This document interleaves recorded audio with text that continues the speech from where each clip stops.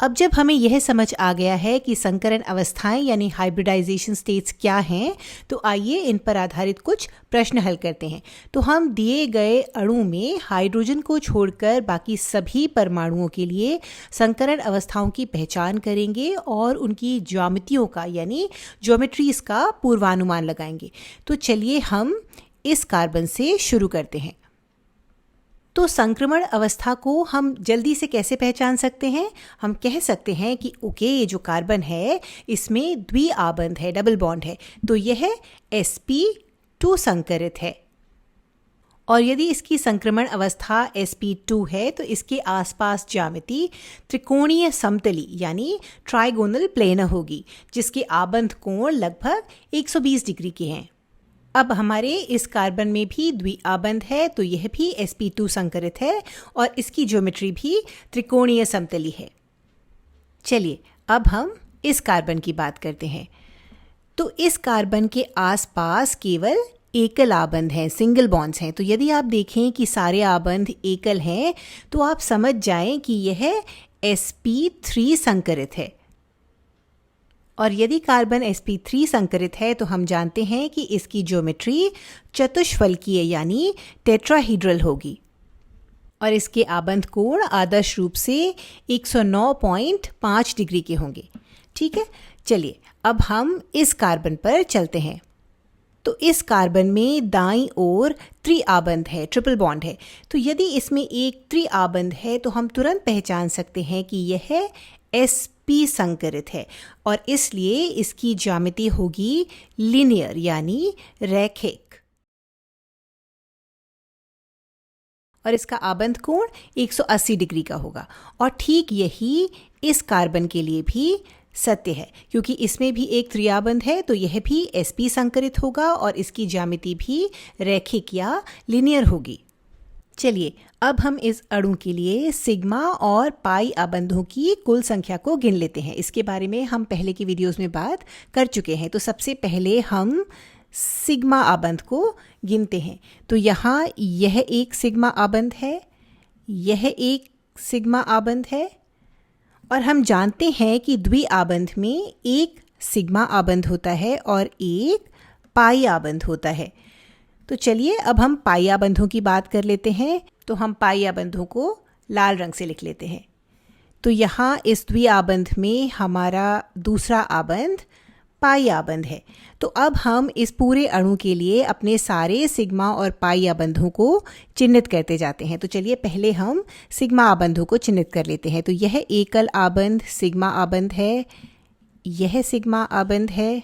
तो हम जानते हैं कि सारे एकल आबंध, सारे सिंगल बॉन्ड्स हमारे सिग्मा आबंध हैं और हमारे त्रिआबंध के लिए हम जानते हैं कि त्रिआबंध में एक सिग्मा आबंध होता है और दो पाई आबंध होते हैं।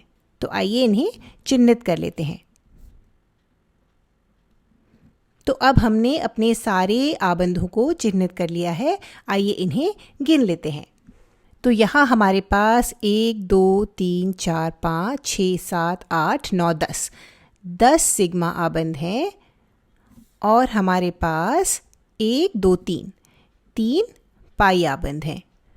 हम त्रिविम संख्या यानी स्टेरिक नंबर्स का प्रयोग करके भी संकरण अवस्था ज्ञात कर सकते हैं। तो चलिए जल्दी से एक बार इसे भी करके देख लेते हैं। तो हम अपने पहले कार्बन पर वापस चलते हैं, इस कार्बन पर, और हम अब त्रिविम संख्या की सहायता से इसकी संकरण अवस्था ज्ञात करते हैं। तो इसके लिए हम यहाँ हरे रंग का प्रयोग कर रहे हैं।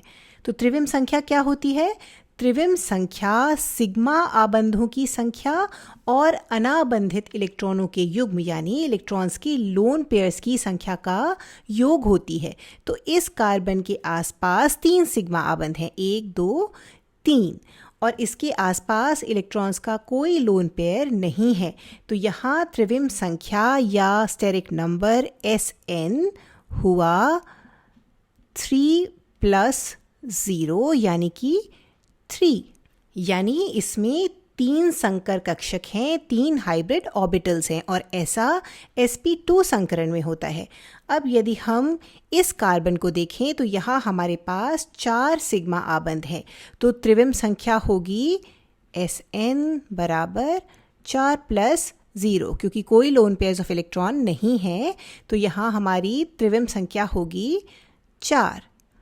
और ऐसा sp3 संकरण में होता है, यानी इसमें 4 संकर कक्षक हैं और sp3 संकरण है।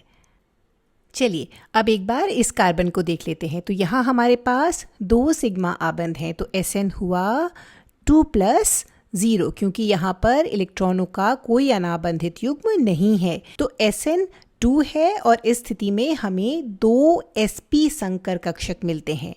चलिए अब एक दूसरा उदाहरण देखते हैं, लेकिन उससे पहले हम ये समझ लेते हैं कि यहाँ हमने हाइड्रोजन को क्यों छोड़ दिया।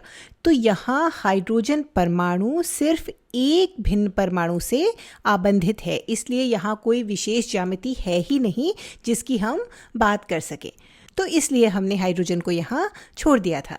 चलिए अब अपना अगला उदाहरण देखते हैं। तो यह अणु है डाईमेथिल ईथर। तो हम सबसे पहले इस कार्बन से शुरू करते हैं। तो इसे सबसे पहले आसान तरीके से हल करते हैं। ध्यान दीजिए कि यहाँ केवल एकल आबंध है, सिंगल बॉन्ड्स हैं, तो इसका अर्थ है कि यह कार्बन sp3 संकरित है। और इसकी ज्यामिति क्या होगी? इसकी ज्यामिति होगी टेट्राहीड्रल यानी चतुष्फलकीय। इसके बाद यदि हम यहाँ इस कार्बन को देखें तो यहाँ भी केवल सिग्मा आबंध है, एकल आबंध है, तो यह भी sp3 संकरित है और इसकी ज्यामिति भी टेट्राहीड्रल है यानी चतुष्फलकीय है। अब हम इस ऑक्सीजन को देखते हैं। तो इस ऑक्सीजन का संकरण ज्ञात करने के लिए और ज्यामिति ज्ञात करने के लिए हम त्रिविम संख्या यानी स्टेरिक नंबर का प्रयोग कर सकते हैं। तो चलिए पहले इस ऑक्सीजन के लिए स्टेरिक नंबर ज्ञात करते हैं। तो यहाँ 2 एकल आबंध हैं, यानी कि यह 2 सिग्मा आबंध हैं और यहाँ हमारे पास इलेक्ट्रॉनों के 2 अनाबंधित युग्म हैं, यानी इस ऑक्सीजन के लिए स्टेरिक नंबर Sn ये बराबर होगा 2 प्लस 2 यानी कि 4 के। तो इस ऑक्सीजन के लिए हमें 4 संकर कक्षकों की आवश्यकता है और ऐसा कब होता है? ऐसा sp3 संकरण में होता है। तो यह ऑक्सीजन sp3 संकरित है, यानी इसके आसपास 4 sp3 संकर कक्षक हैं।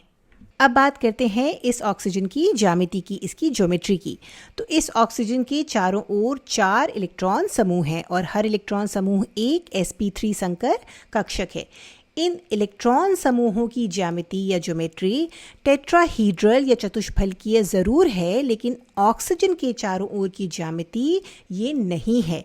तो यदि हम इन इलेक्ट्रॉन युग्मों को नज़रअंदाज कर दें, इन्हें इग्नोर कर दें, तो हम देख सकते हैं कि ऑक्सीजन की ज्यामिति मुड़ी हुई है कुछ इस तरह से।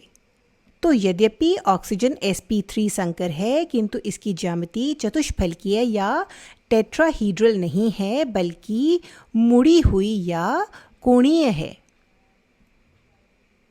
अब सममिति को देखते हुए हमारा यह कार्बन इस कार्बन के समान है, तो यह भी sp3 संकर है और हमारा यह कार्बन इस कार्बन के समान है, तो यह भी sp3 संकर हुआ और इसकी ज्यामिति टेट्राहीड्रल या चतुष्फलकीय हुई। तो यहाँ सिमेट्री की वजह से, सममिति की वजह से हमारा काम आसान हो गया। तो आशा है कि इन उदाहरणों से आपको कार्बनिक संकरण यानी कि ऑर्गेनिक हाइब्रिडाइजेशन समझ आया होगा। इस तरह के प्रश्नों का आप एक बार स्वयं अभ्यास करने का प्रयास अवश्य करिए।